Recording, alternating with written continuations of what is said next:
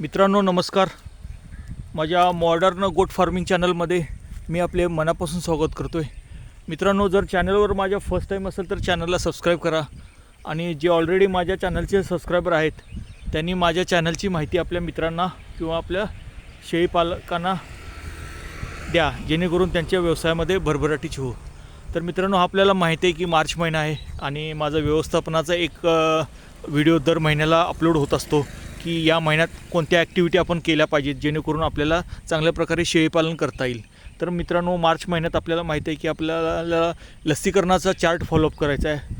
तर लसीकरणामध्ये आपल्याला घटसर्प ह्या लसीचं आपल्याला म्हणजे लस द्यायची आहे.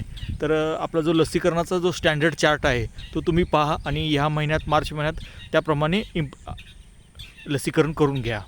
आणि मित्रांनो, मी बऱ्याच वेळा सांगतो की जंतू निर्मूलन खूप महत्त्वाचं आहे. म्हणजे सर्व गोष्टी आपल्या शेळीपालनाचा की पॉईंट म्हणतो आपण, तर तो आहे जंतू निर्मूलन. तर चांगले जे आपण म्हणजे ऑब्झर्वेशन करा शेळ्यांची तब्येत किंवा त्यांच्या लेंडीकडे लक्ष द्या.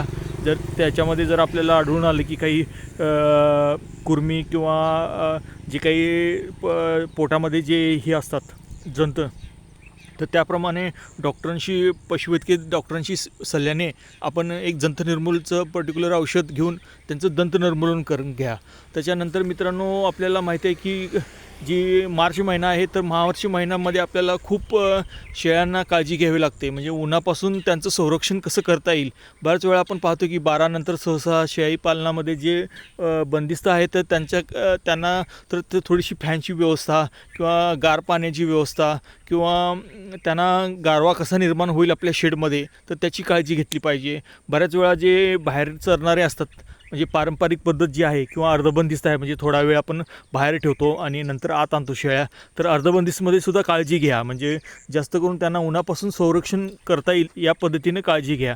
आणि मुबलक प्रमाणात थंड पाणी, म्हणजे मुबलक प्रमाणात त्यांना पाणी द्या.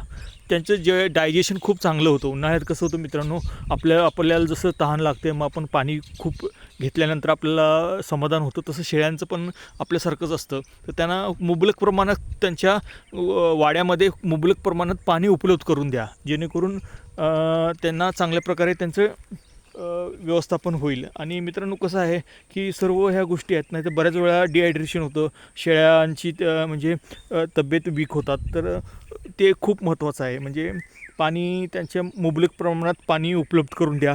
आणि हवा आपल्या म्हणजे आपल्या शेळीपालनामध्ये शेडमध्ये आपली हवा खेळती ठेवा, जेणेकरून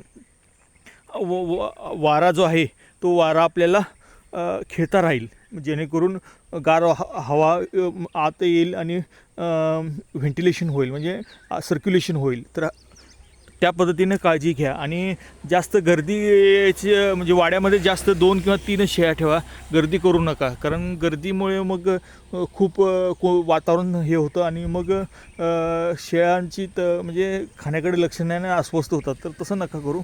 उन्हाळ्यात जास्तीत जास्त त्यांना पाण्याची उपलब्धता करून द्या आणि हिरवा चारा जास्त करून द्यायचा प्रयत्न करा.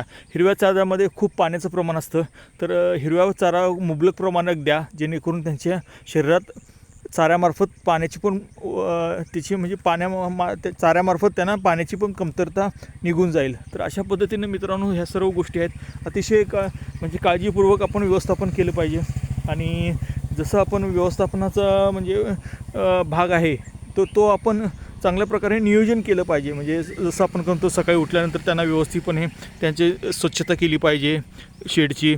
नंतर त्यांना चांगल्या प्रकारे खुराक दिला पाहिजे. त्याच्यानंतर वाळला चारा, हिरवा चारा, पशुखाद्य, ह्या सर्व गोष्टी वेळच्या वेळी आणि चांगल्या प्रकारेचं शेड्यूल जर आपण इम्प्लिमेंट केलं तर शेळीपालनासारखा मित्रांनो अतिशय व्यवसाय हा कुठलाच नाही आहे. लक्षात घ्या, शेळीपालन हा खूप आता युवा वर्गात फेमस होणारा व्यवसाय आहे. कारण सर्वांनाच माहिती आहे की डिमांड सप्लाय हे एक आपल्याला खूप येतं. तर त्या गोष्टी आपल्याला महत्त्वाच्या केल्या पाहिजेत. म्हणजे डिमांड आणि सप्लाय, म्हणजे डिमांड आहे आणि सप्लाय खूप कमी आहे. तर अशा पद्धतीनं मित्रांनो सर्व काही केलं पाहिजे. तर या गोष्टी आहेत तर व्यवस्थापनाचाच भाग आहे. तर मार्च महिन्यात ह्या गोष्टी लक्षात ठेवा.